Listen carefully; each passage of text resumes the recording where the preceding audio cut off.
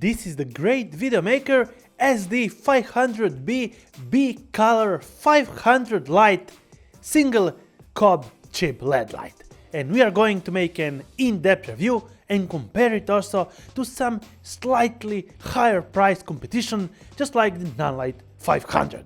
Let's go straight into it. Small disclosure, GVM sent me over this unit to check it out, understand all the specs and features, use it in a wide range of scenarios, and understand if this light will be great for my production and share my experience with my audience. You get the light in this great protective social carrying case with all the accessories: GVM SD500B, the controller unit, the reflector, the cables and instruction manual.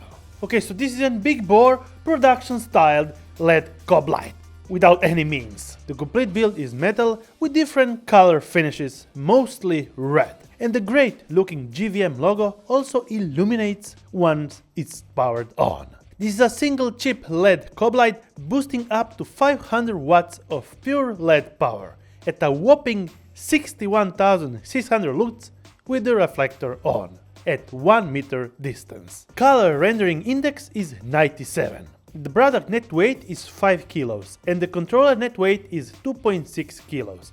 And with the reflector, cable and bags, we are looking at a weight of approximately 10 kilos when using the dedicated bag. So take in mind the weight ratio for a production light just like this. There's a big heatsink dissipation unit inside, and the lower part there's also an active cooling fan. The front is of course Bowens mount. The big chunky controller is pretty greatly engineered with a great sturdy design. The controller quick fixing clip will make sure that your controller unit have a sturdy fix time on your light stand. And the controller has a great handle for transporting. On both sides there's option for a V-Lock battery. And to operate this unit you have to have both of them. 500 watts of juice will be drawn pretty fast at max power. In front we have a color screen with control buttons and two knobs for the selection and confirmation with CCT and speed values. Let's get to one of my tests with the minimal and maximum consumption of this set.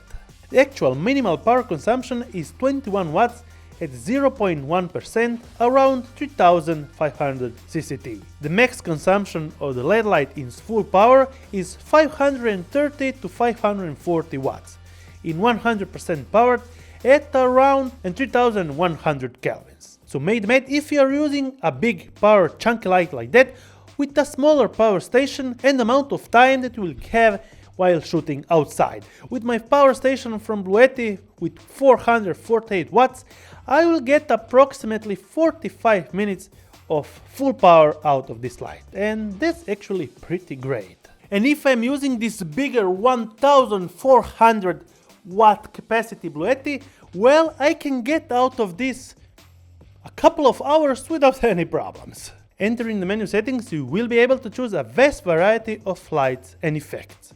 CCT from 2700 kelvins all the way up to 6800 kelvins, with the scale percentage from 0.1 all the way to 100. And the scale dimming option is pretty smooth.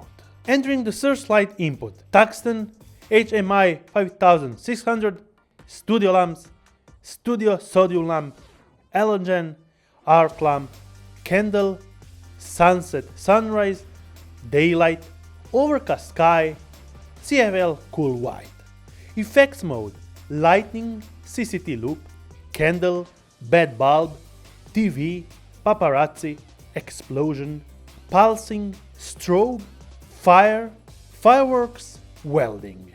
In the menu settings, you can check DMX settings, dimming curve, wireless settings, studio mode, frequency settings, fan settings, smart, high and silent, and the system settings. This light can be also operated via the GVM2 app. And the QR code is right here, on top of the actual COB light. And the control board is similar as the color screen on the controller, with all the functions laid out pretty simply and visually pleasant.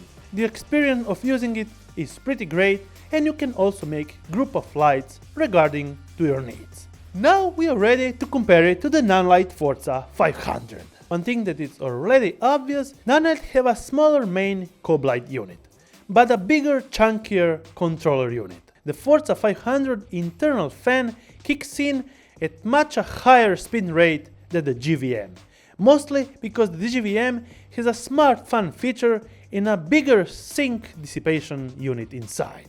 At 5600 kelvins with the respective reflectors, they match for an actual light output, having slightly to my side probably the GVM, with a couple of percents with brighter lighting. I much prefer the controller unit from the GVM being in color screen.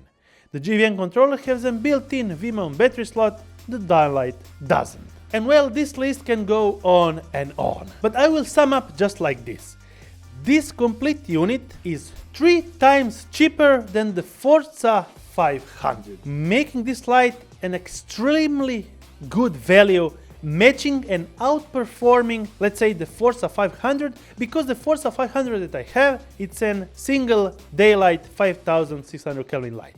This is a B color light, so big difference and a 3 times lower price. And just to say, these fans inside are extremely quiet. So yeah, big thumbs up for GVM. So I can really recommend this light that actually now priced at around 600 to 700 USD. If you have any questions, feel free to comment down below, I will be happy to answer to all them. Till my next one, thumbs up if you liked it, subscribe with the bell icon to get notified every time I make a new video, and see you on my next one.